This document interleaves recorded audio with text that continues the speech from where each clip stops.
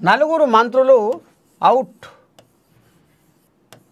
వామ్మో, అలా నా పేరు ఉందా ఏంది, ఆ లిస్టులో నా పేరు గిట్లా ఉందా ఏంది అని దర్శకునే యాల వచ్చింది ఇప్పుడు మంత్రులకు. నలుగురు మంత్రులు అవుట్. ఇక మరి నలుగురు మంత్రులకు పోతే మన కొత్త కొత్త కోయిలాగా లాగలేగా.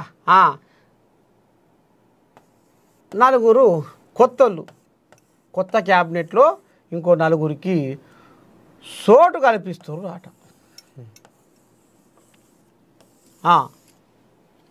మరి నలుగురిలో ఎవరెవరు పోతుర్రు ఏంది ఏం కథ అంటే, ఇక అందులో ఒక మహిళా మంత్రి పోతుందట, ఒక ఓసీ కోయిలాగా పోతుందట. ఇక మళ్ళీ పోతే ఇక ఇప్పుడు చెప్తేనేం బాగుండనట్టుంది, కోయిలాగలు మళ్ళీ అలుగుతాయో ఏమో.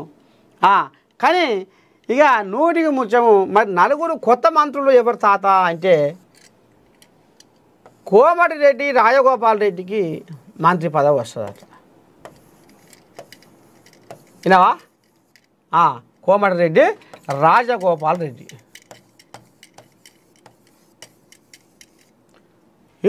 రెండోది, ఇప్పుడు ఉన్న పిసిసి పెబ్బ మహేష్ కుమార్ గౌడ్కు మంత్రి పదవి వస్తుందట. మహేష్ కుమార్ గౌడ్కు మంత్రి పదవి వస్తుందట. ఇక పోతే వేములవాడ కోయిలాగా ఆది శ్రీనివాస్కు మంత్రి పదవి వరించనుందట. ఇక పోతే సినిమా హీరోయిన్ విజయశాంతి ఒసై రాములమ్మ,